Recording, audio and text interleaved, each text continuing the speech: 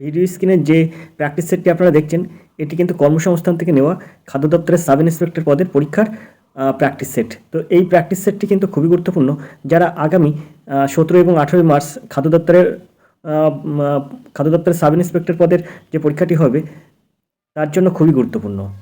তো এই প্র্যাকটিস সেটটির 25টা জিকে আমরা প্রথমে কমপ্লিট করেছি। আমরা 25-এর দাগের পরের থেকে আমরা আজকের জিকে সম্পূর্ণ করব। ইতিমধ্যে আপনারা জেনে গেছেন যে খাদ্য দপ্তরের পরীক্ষায় কিন্তু জেনারেল স্টাডিজ থেকে 50 নম্বর থাকবে এবং ম্যাথ থেকে 50 নম্বর থাকবে। তো এই প্র্যাকটিস সেটটাই আমরা ইতিমধ্যে 25টা প্রশ্ন কমপ্লিট করে ফেলেছি। ফার্স্ট জেনারেল স্টাডিজ থাকে, তো জেনারেল স্টাডিজ থেকে 25টা প্রশ্ন কমপ্লিট করেছি। আর আজকের ভিডিওয় আর 25টা জেনারেল স্টাডিজ থেকে প্রশ্ন কমপ্লিট করব। ইতিমধ্যেই কিন্তু এই প্র্যাকটিস সেটের অঙ্ক প্র্যাকটিসও সম্পূর্ণ করেছি। ভিডিওর ডেসক্রিপশন বক্সে অঙ্কের প্র্যাকটিস সেটটার লিঙ্ক দেওয়া থাকবে, আপনারা অবশ্যই সেখান থেকে অঙ্ক দেখে নেবেন। তো আজকের প্রথম প্রশ্ন দেখব। যে প্রশ্নটা এবার আমরা দেখব সেটা হচ্ছে 26 দাগের এই প্রশ্ন। দেখুন, গ্রানা ও স্ট্রোমা এই দুটির সমন্বয়ে মানবদেহ গঠিত হয়। এর অপশানে আছে ডিকটিওজোম, বির অপশানে আছে রাইবোজোম, ক্লোরোপ্লাস্ট, মাইটোকন্ড্রিয়া। তো এখানে 26 দাগের সঠিক উত্তর কী হবে? তো এখানে কিন্তু 26 দাগের সঠিক উত্তর হবে কিন্তু ক্লোরোপ্লাস্ট। তো এখানে যে প্রশ্ন দেওয়া আছে গ্রানা ও স্ট্রোমা এই দুটির সমন্বয়ে মানবদেহে কী গঠিত হয়, সম্ভবত এখানে মানবদেহে হবে না, এখানে হবে উদ্ভিদ দেহে কী গঠিত হয়। তো গ্রানা আর স্ট্রোমা পরস্পর কিন্তু সজ্জিত হয়ে কিন্তু ক্লোরোপ্লাস্ট তৈরি হয়। তো ক্লোরোপ্লাস্ট একমাত্র থাকে উদ্ভিদ দেহে, মানব দেহে হবে না। তো মনে হচ্ছে প্রশ্নটা ওই জায়গাটায় উদ্ভিদ দেহে হবে। তো এর সঠিক উত্তর হবে কিন্তু ক্লোরোপ্লাস্ট। গ্রানা ও স্ট্রোমা দুটি সমন্বয়ে মানবদেহে কী গঠিত হয়, তা ক্লোরোপ্লাস্ট। সিদ্ধাক হবে সঠিক উত্তর, ক্লোরোপ্লাস্ট। সিদ্ধাক হবে এর সঠিক উত্তর। চলে যাবো 27 দাগের এই প্রশ্নে। ফ্লেম কোষ কার রেচনাঙ্গ? কেঁচো, হাইড্রা, ফিতাকৃমি, শামুক। তো এখানে ফ্লেম কোষ কার রেচনাঙ্গ? তো এখানে 27 দাগের সঠিক উত্তর কী হবে? তো এর সঠিক উত্তর হবে কিন্তু সিদ্ধাক। ফিতাকৃমির কিন্তু ফ্লেম কোষ কার রেচনাঙ্গ? ফিতাকৃমির রেচনাঙ্গ ফ্লেম কোষ। ফ্লেম কোষ কার রেচনাঙ্গ? ফিতাকৃমির। সিদ্ধাক হবে সঠিক উত্তর। তো আমরা প্রথমে দেখে নেব রেচন কি। তো রেচন কি বা কাকে বলে এইটা আমরা প্রথমে দেখে নেব। তো সবার প্রথমেই আমাদের চলে যেতে হবে ক্লাস 4র্থ শ্রেণীতে। আপনারা অবশ্যই 4র্থ শ্রেণীতে পড়েছেন জীব কয় প্রকার। তো জীব কিন্তু 2 প্রকার, উদ্ভিদ এবং প্রাণী। তো রেচন কাকে বলে যদি আমরা সংজ্ঞাটা দিই তাহলে আমাদের মানে সংজ্ঞাটা এরকম হয়, শক্তি এবং বৃদ্ধির প্রয়োজনে জীব খাদ্য গ্রহণ করে। জীব বলতে উদ্ভিদ এবং প্রাণী দুটোই। তো শক্তি এবং বৃদ্ধির প্রয়োজনে জীব খাদ্য গ্রহণ করে। খাদ্যদ্রব্যগুলোর পরিপাক এবং বিপাক এর কালে কিছু অপ্রয়োজনীয় পদার্থ সৃষ্টি করে। অপ্রয়োজনীয় এর ক্ষতিকারক বস্তুগুলো একটি বিশেষ প্রক্রিয়ায় দেহ থেকে নিষ্কাশিত হয়। এই প্রক্রিয়াটির নাম হচ্ছে রেচন। আর রেচন প্রক্রিয়ায় নিষ্কাশিত বস্তুগুলোকে বলা হয় রেচন পদার্থ। রেচন পদার্থগুলি সাধারণত ক্ষারীয় হয়। আর এই রেচন প্রক্রিয়ায় অংশগ্রহণকারী অঙ্গগুলিকে কিন্তু বলা হয় রেচন অঙ্গ। তো এখানে যেহেতু প্রশ্ন আছে ফ্লেম কোষ কার রেচন অঙ্গ, তাহলে আপনি বলতেই পারবেন যে এখানে কেঁচো, হাইড্রা, শামুক যে বাকি অপশানগুলো আছে তারও কিন্তু রেচন অঙ্গ আছে এখানে। তাহলে আপনি এখানে বলতে পারেন যে কেঁচো, হাইড্রা, ফিতাকৃমি, শামুক 4টি তো প্রাণী, তো 4টি প্রাণীরই কিন্তু রেচন অঙ্গ আছে। এখানে যেহেতু ফ্লেম কোষ কার রেচন অঙ্গ, তো আপনি উত্তর দিলেন ফিতাকৃমি। তো এই ফিতাকৃমির রেচন অঙ্গের নাম যদি ফ্লেম কোষ হয়, বাকি কেঁচো, হাইড্রা, শামুকের রেচন অঙ্গ আছে। তাহলে আমাদের প্রশ্ন আসতেই পারে কেঁচোর রেচন অঙ্গের নাম কি। তো কেঁচো রেচন অঙ্গের নাম কি, এটা যখন প্রশ্ন আসবে তখন আপনার উত্তর হবে কেঁচো রেচন অঙ্গর নাম কিন্তু নেফ্রেডিয়া। তো সঙ্গে কেঁচোর সঙ্গে আমি আরেকটা প্রাণীর রেচন অঙ্গর নাম বলে দিচ্ছি, সেটারও রেচন অঙ্গ, সেই প্রাণীরও রেচন অঙ্গ কিন্তু নেফ্রেডিয়া। যেমন জোকেরও কিন্তু রেচন অঙ্গের নাম নেফ্রেডিয়া। তো কেঁচো এবং জোক দুটোরই রেচন অঙ্গের নাম কিন্তু নেফ্রিডিয়া। এখন বির অপশানে যে হাইড্রা আছে, সেই হাইড্রা প্রাণীর রেচন অঙ্গের নাম কি? তো হাইড্রা এবং স্পঞ্জ দুটি প্রাণীর রেচন অঙ্গই কিন্তু দেহতল। হাইড্রা এবং স্পঞ্জ দুটি প্রাণীর রেচন অঙ্গই কিন্তু দেহতল। তো কেঁচো এবং জোকের রেচন অঙ্গের নাম বললাম নেফ্রিডিয়া। হাইড্রা এবং স্পঞ্জ দুটি প্রাণীরই কিন্তু রেচন অঙ্গের নাম দেহতল। তো আমরা এবার দেখব ডির অপশানে আছে শামুক। তো শামুকের রেচন অঙ্গের নাম কি? তো শামুক একটা প্রাণী, তো শামুকের রেচন অঙ্গের নাম কিন্তু বোজেনাস। তো এই বোজেনাস হচ্ছে শামুকের রেচন অঙ্গ। তো আমার দেওয়া তথ্য যদি আপনাদের ভালো লাগে তাহলে অবশ্যই আপনারা একটা ভিডিওতে লাইক করবেন। তো আমরা চলে যাবো পরের প্রশ্নে।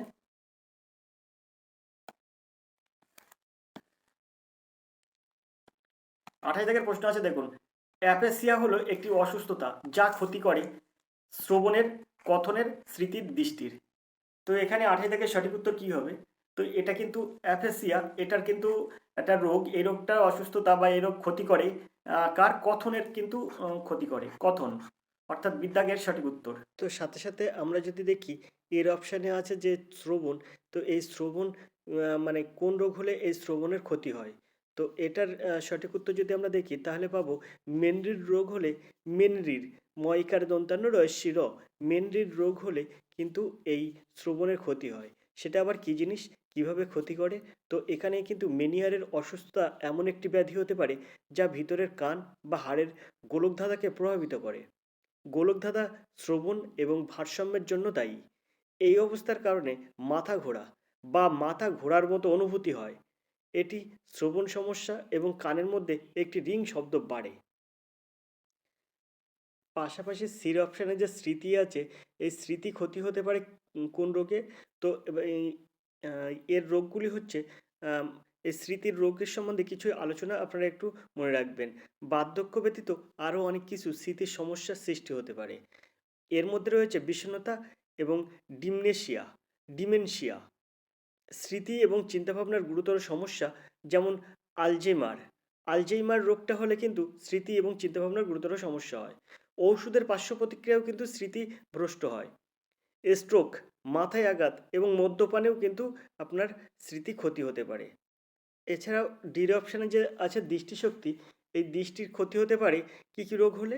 যেমন ছানি পড়া, ডায়াবেটিক হলে রেটিনার ক্ষয় হয় ইত্যাদি কিন্তু চোখের ক্ষতি করে। আমরা দেখব 29 দাগের এই প্রশ্ন। যান্ত্রিক সুবিধা সবসময় 1 এর কম হয় নিচের কোন যন্ত্রটিতে? যান্ত্রিক সুবিধা সবসময় 1 এর কম হয় কোন যন্ত্রটিতে? প্রথম শ্রেণীর লিভার, দ্বিতীয় শ্রেণীর লিভার, তৃতীয় শ্রেণীর লিভার, আনততল। তো এখানে 29 দাগের সঠিক উত্তর কী হবে? তো এখানে সবসময় আপনারা মনে রাখবেন যান্ত্রিক সুবিধা 1 এর বেশি হয় প্রথম শ্রেণীর লিভার এবং দ্বিতীয় শ্রেণীর লিভারে সবসময় 1 এর বেশি হয়। কিন্তু তৃতীয় শ্রেণীর লিভারে যান্ত্রিক সুবিধা কম থাকে। তৃতীয় শ্রেণীর লিভারে যান্ত্রিক সুবিধা 1 এর কম থাকে। তাই এর সঠিক উত্তর হবে তৃতীয় শ্রেণীর লিভার। আর আপনারা এটার সাথে সাথে মনে রাখবেন যে তৃতীয় শ্রেণীর লিভারে যান্ত্রিক সুবিধা কম থাকা সত্ত্বেও কিন্তু এই লিভারটা ব্যবহার করা হয়। কেন ব্যবহার করা হয়? কারণ কোনো জায়গায় প্রথম শ্রেণী এবং দ্বিতীয় শ্রেণীর লিভার কিন্তু ব্যবহার করা যায় না সেই সব জায়গায়। এমন কিছু কাজের ক্ষেত্রে কিন্তু এই তৃতীয় শ্রেণীর লিভারের উপরে ভরসা করতে হয়। যেমন কোনো একটা ভারী জিনিস তুলতে প্রথম শ্রেণীর লিভার এবং দ্বিতীয় শ্রেণীর লিভার সেখানে কাজ করবে না। সেখানে কিন্তু তৃতীয় শ্রেণীর লিভার কাজ করবে। যেমন একটা আপনি মনে করুন একটা ক্রেনের সাহায্যে বা হ্যাঁ, একটা ক্রেনের সাহায্যে কোনো একটা ভারী জিনিসকে এক স্থান থেকে অন্য স্থানে নিয়ে যাওয়া। এটা কিন্তু তৃতীয় শ্রেণীর লিভারের কাজ। অর্থাৎ ক্রেন কিন্তু এখানে তৃতীয় শ্রেণীর লিভারের কাজ করে। সিদ্ধান্ত হবে সঠিক উত্তর। আশা করি আপনারা বুঝতে পারছেন। আমরা চলে যাব পরের প্রশ্নে। 30 দাগের একটা প্রশ্ন আছে দেখুন। বন্দে মাতরম গানটি ভারতীয় জাতীয় কংগ্রেসের কোন অধিবেশনে প্রথম গাওয়া হয়? 1905, 1909, 1899, 1896। তো এখানে 30 দাগের সঠিক উত্তর কী হবে? বন্দে মাতরম গানটি ভারতের জাতীয় কংগ্রেসের কোন অধিবেশনে প্রথম গাওয়া হয়? তো এখানে 30 দাগের সঠিক উত্তর কী হবে?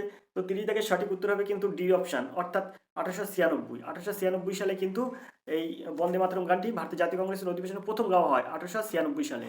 প্রসঙ্গত উল্লেখ্য যে বন্দে মাতরম এই সঙ্গীতটি রচনা করেন কে?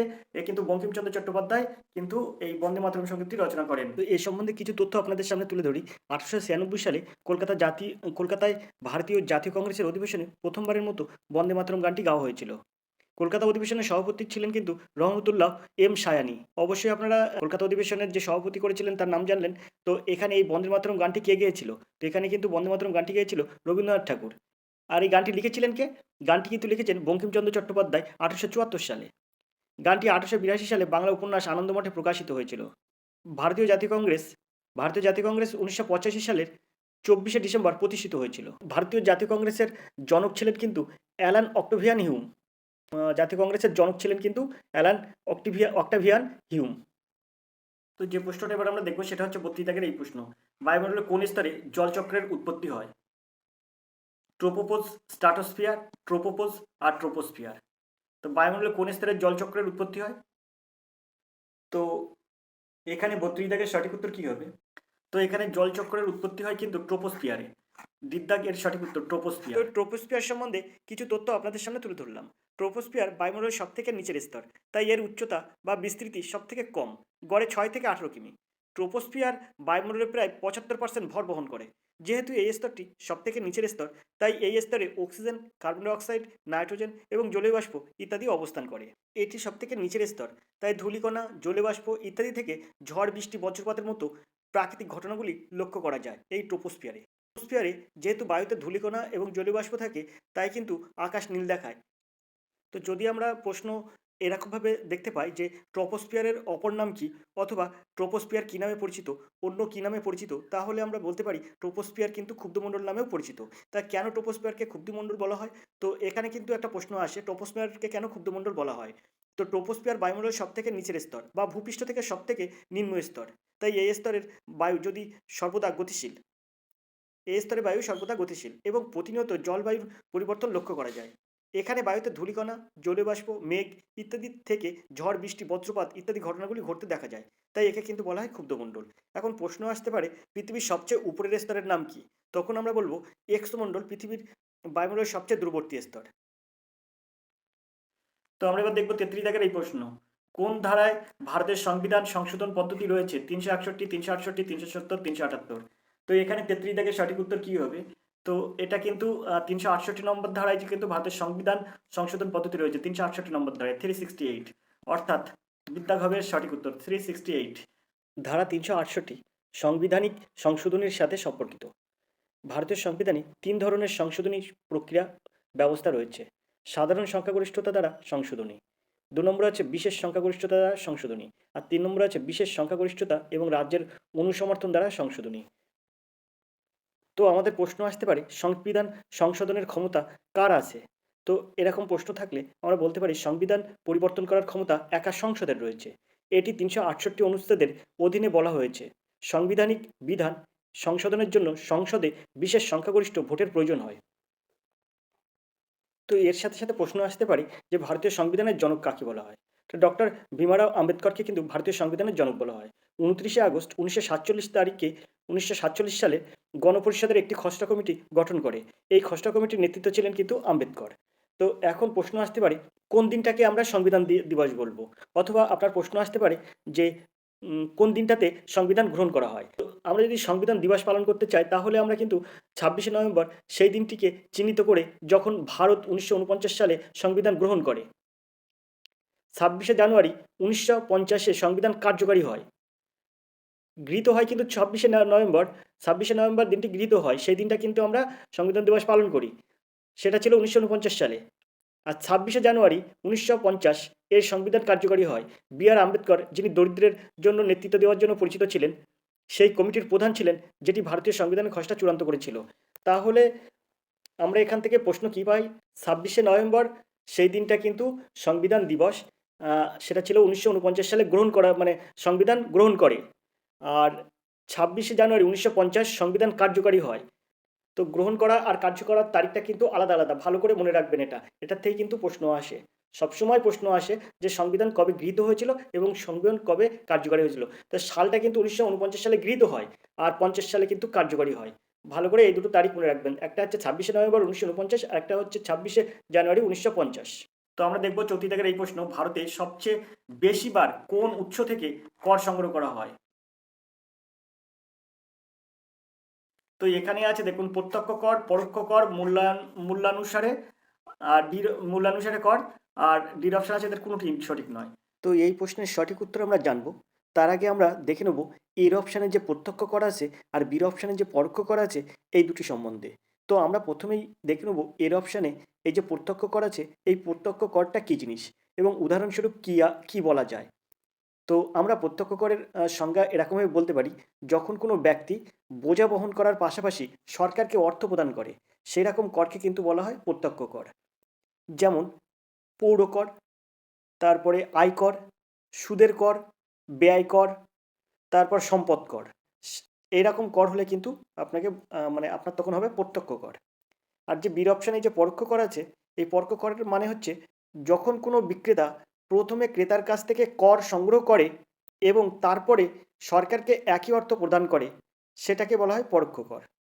যেমন আমদানি রপ্তানি শুল্ক, পরিষেবা কর, বিক্রয় কর, রাজ্য আবগারি শুল্ক, স্টাম্প এবং রেজিস্ট্রেশন ফি, বিনোদন কর, এগুলো সব কিন্তু পরোক্ষ কর। পাশাপাশি আপনাকে বলে রাখি, এই আমরা এখন যে প্র্যাকটিস সেটটা করছি তার প্রথম প্রশ্ন আসে জিএসটি কী ধরনের কর। তো এটা কিন্তু আমরা জিএসটি এটা কিন্তু পরোক্ষ কর। এই জিএসটি সম্বন্ধে এই প্র্যাকটিস সেটের প্রথম প্রশ্নটি আছে। ভিডিওটির ডেসক্রিপশন বক্সে লিঙ্ক দেওয়া থাকবে। প্রথম 25টা প্রশ্নের জিকের মধ্যে কিন্তু এই জিএসটি সম্বন্ধে আলোচনা করা আছে। ভিডিও ডেসক্রিপশন বক্সে সেই ভিডিওর লিঙ্ক দেওয়া থাকবে, অবশ্যই আপনারা সেখান থেকে দেখে নেবেন। তো আশা করি আমি আপনাদের এই প্রত্যক্ষ কর এবং পরোক্ষ কর বোঝাতে পেরেছি। তো আমার এই ছোট্ট ইনফরমেশন যদি আপনাদের ভালো লাগে তাহলে অবশ্যই ভিডিওটিতে একটি লাইক করবেন। তো এখানে চৌতি দাগের সঠিক উত্তর কী হবে? তো এখানে চৌতি দাগের সঠিক উত্তর হবে কিন্তু বিদ্যাগ। পরোক্ষ কর, পরোক্ষ করটা কি জিনিস? জিএসটি একটু আগে যেটা আপনাদের সঙ্গে আলোচনা করা হলো সেটা কিন্তু পরোক্ষ কর, আর এর থেকে কিন্তু বেশি আয় হয়। তো আমরা চলে যাবো পরের প্রশ্নে। এখানে 35 দাগের প্রশ্ন আছে, 35 দাগের প্রশ্ন চলে যাবো। দুটি সংসদীয় অধিবেশনের মধ্যে সর্বাধিক কত অবকাশ দেওয়া হয়? 4 মাস, 3 মাস, 6 মাস, 6 সপ্তাহ।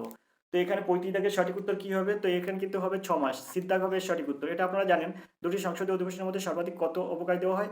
6 মাসের জন্য অবকাশ দেওয়া হয়। এটা কিন্তু সিদ্ধাগ হবে সঠিক উত্তর। চলে যাবো আমরা 36 দাগের এই প্রশ্নে। লুসি গ্রে কবিতাটির কবি কে? PB Shelley, Pablo Neruda, William Wordsworth আর লর্ড বাইরন। তো এখানে 36 দাগের সঠিক উত্তর লুসি গ্রে এই কবিতাটির কবিকে? তো এখানে 36 দাগের সঠিক উত্তর হবে কিন্তু উইলিয়াম ওয়ার্ডসওয়ার্থ, অর্থাৎ সিদ্ধাগ হবে সঠিক উত্তর উইলিয়াম ওয়ার্ডসওয়ার্থ। তো এই প্রশ্নের এর অপশানে যে পিবি শেলি আছে, আমি এই সম্বন্ধে আপনাদের একটু কিছু ধারণা দেব। তো দেখুন, যে কোনো কম্পিটিটিভ পরীক্ষার ক্ষেত্রে এই পিবি শেলির থেকে কিছু কিছু প্রশ্ন আসতে পারে। খুবই গুরুত্বপূর্ণ এইসব কথাগুলো। পিবি শেলি অর্থাৎ পার্সি বাইসেস শেলি, এনার জন্ম হয় 4 আগস্ট 1792, আর সেটা ছিল কিন্তু ওয়ার্নহামে, আর সেটা ইংল্যান্ডে। আর মারা যায় কিন্তু 4 জুলাই 1822 সালে, মাত্র 29 বছর বয়সে মারা যায় একটা নৌকা দুর্ঘটনায়। আর এনার পেশা ছিল কিন্তু কবি, নাট্যকার, প্রাবন্ধিক, ঔপন্যাসিক। পিবি শেলি অনেকটি বিখ্যাত রচনা আছে। বিখ্যাত রচনার মধ্যে আপনার পাওয়া যায় ode to the west wind, এটি কিন্তু তার বিখ্যাত রচনা। এছাড়াও তার অনেকগুলো দার্শনিক প্রবন্ধ আছে, যেমন নাস্তিকতার প্রয়োজনীয়তা, দ্য মাস্ক অফ নৈরাজ্য। তার অন্যান্য প্রধান কাজগুলির মধ্যে রয়েছে অনেক শ্লোক নাটক, যেমন দ্য সেন্সি, সেটা ছিল 1819 সালের, এবং দীর্ঘ কবিতা যেমন অ্যালাস্টর বা the spirit of solitude, Julian এবং ম্যাডেলো, অ্যাডোনেস, এগুলি কিন্তু তার বিখ্যাত কবিতা। তো পিবি শেলি সম্বন্ধে আপনারা কিছু তথ্য জানলেন। তো এখান থেকে একটা প্রশ্ন আসতে পারে এই পিবি শেলি থেকে, সেটি হচ্ছে কখনো কখনো এরকম প্রশ্ন আসে যে বাংলার পিবি শেলি কাকে বলা হয়? তো আপনার এটা সঠিক উত্তর হিসেবে কিন্তু বাংলার পিবি শেলি বলা হয় কিন্তু কাজী নজরুল ইসলামকে। কাজী নজরুল ইসলামকে কিন্তু পিবি শেলি বলা হয়। আমরা চলে যাবো 37 দাগের এই প্রশ্নে। সুনীল গঙ্গোপাধ্যায় নীলরোহিত ছদ্মনামে কোন উপন্যাসটি লেখেন? সেই সময়, চলো দিকশূন্যপুর, হে মহজ্জীবন আর প্রথম আলো। তো এই নীললোহিত এই ছদ্মনামে সুনীল গঙ্গোপাধ্যায় কোন উপন্যাসটা লেখেন নিচের এই অপশানগুলোর মধ্যে? তো এই অপশানগুলোর মধ্যে এর সঠিক উত্তর হবে কিন্তু চলো দিকশূন্যপুর, অর্থাৎ বিদ্যাঘাবের সঠিক উত্তর চলো দিকশূন্যপুর। এটাই কিন্তু নীললোহিত ছদ্মনামে এই সুনীল গঙ্গোপাধ্যায় এই উপন্যাসটি লেখেন, চলো দিকশূন্যপুর, বিদ্যাঘাবের সঠিক উত্তর। আমরা চলে যাবো পরের প্রশ্নে।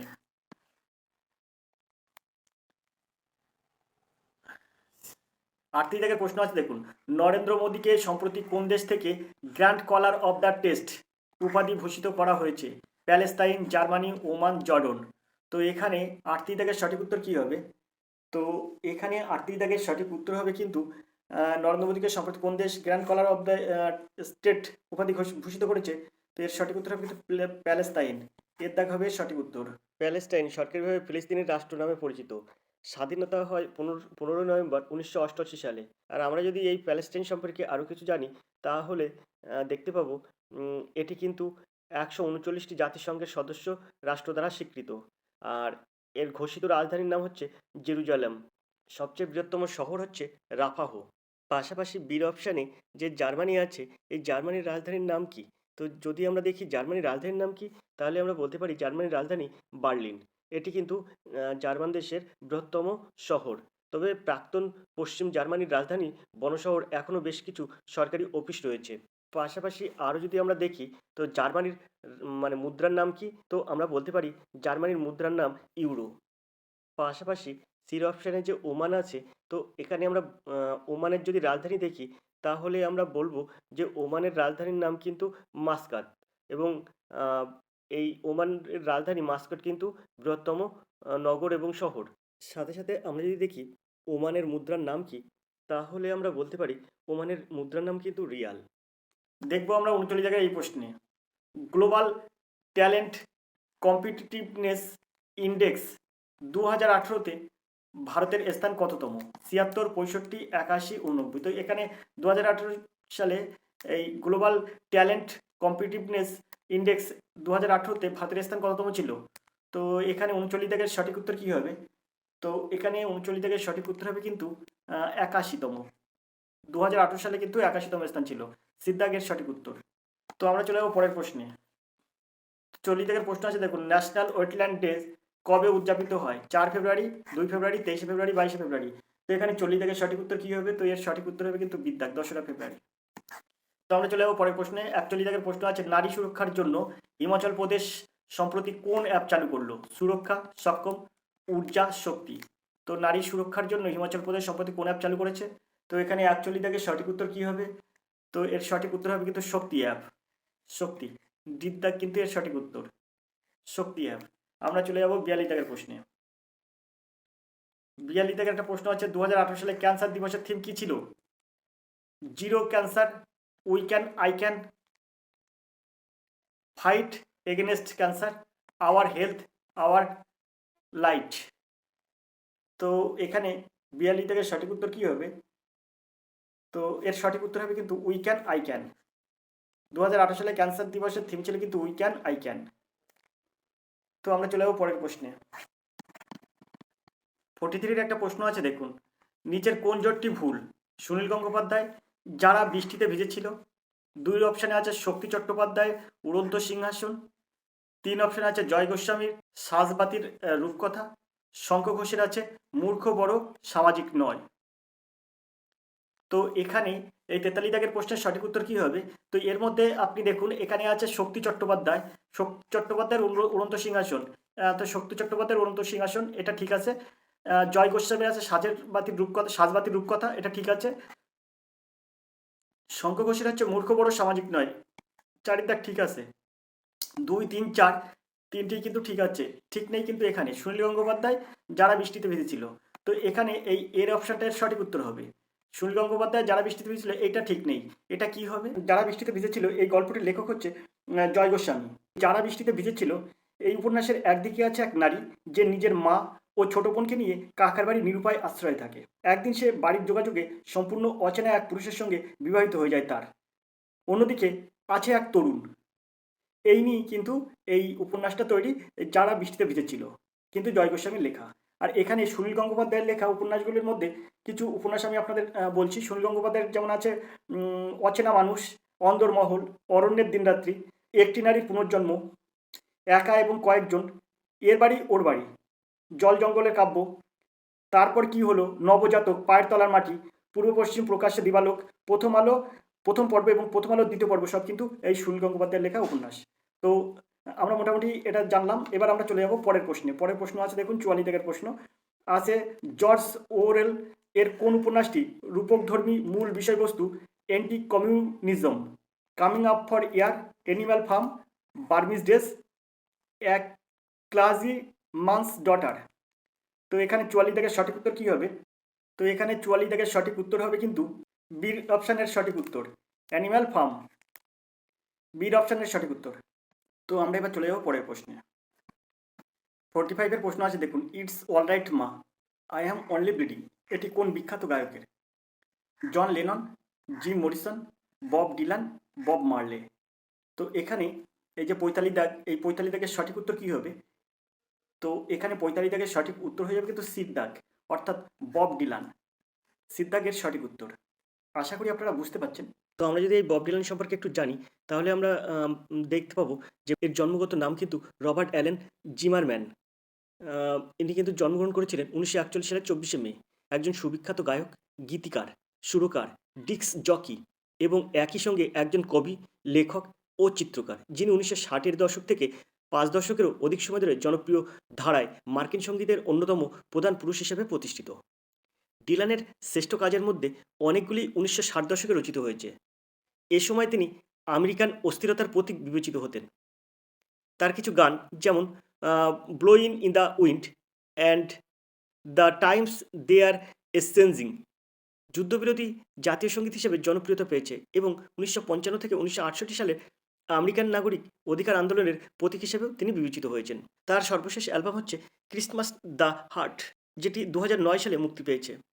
রোলিং স্টোন ম্যাগাজিন একে পরবর্তীকালে বর্ষসেরা অ্যালবাম হিসেবে সম্মানিত করেছে। 2016 খ্রিস্টাব্দের 13ই অক্টোবর সুইডিশ একাডেমি থেকে তাকে সাহিত্যের নোবেল পুরস্কার বিজয়ী হিসেবে ঘোষণা করা হয়। তিনি পৃথিবীর প্রথম গীতিকার যিনি নোবেল পুরস্কারে ভূষিত হয়েছেন। তো এই ছোট্ট ইনফরমেশন যদি আপনাদের ভালো লাগে বব ডিলান সম্পর্কে, তাহলে অবশ্যই ভিডিওটিতে একটি লাইক করবেন। তো আমরা চলে যাবো শেষলি দাগের এই প্রশ্নে, সম্প্রতি কোন দেশ কার্বন নির্গমন কমানোর জন্য কার্বন ট্যাক্স চালু করেছে? সুন্দর একটি প্রশ্ন। সৌদি আরব, থাইল্যান্ড, চীন, সিঙ্গাপুর। তো এখানে শেষলি দাগের সঠিক উত্তর কী হবে? তো এখানে শেষলি দাগের সঠিক উত্তর হবে কিন্তু সিঙ্গাপুর। দাগের সঠিক উত্তর সিঙ্গাপুর। আমরা চলে যাবো পরের প্রশ্নে। 47 একটা প্রশ্ন আছে, দেখুন, বিশ্ব থ্যালাসেমিয়া দিবস কবে পালিত হয়? 8 মে, 4 মে, 15 মে, 17 মে। তো এখানে বিশ্ব থ্যালাসেমিয়া দিবস কিন্তু পালন করা হয় 8 মে। দাগ হবে এর সঠিক উত্তর। আমরা চলে যাব 48 দাগের এই প্রশ্নে। ভারতের নবনিযুক্ত ক্যাবিনেট সেক্রেটারি কে? প্রদীপ কুমার সিনহা, অজিত শেঠ, কুমার চন্দ্রশেখর, হাসমুখ আদিয়া। তো এখানে বলছে ভারতের নবনিযুক্ত ক্যাবিনেট সেক্রেটারি কে? তো এখানে 48 দাগের সঠিক উত্তর হবে কিন্তু রাজীব গৌবা। রাজীব গৌবা, যেটা কিন্তু অপশানে দেওয়া নেই। রাজীব গৌবা ইনি কিন্তু 30শে আগস্ট 2019 সালে এই রাজীব গৌবা এই নূতন ক্যাবিনেট সেক্রেটারি পদে নির্বাচিত হন।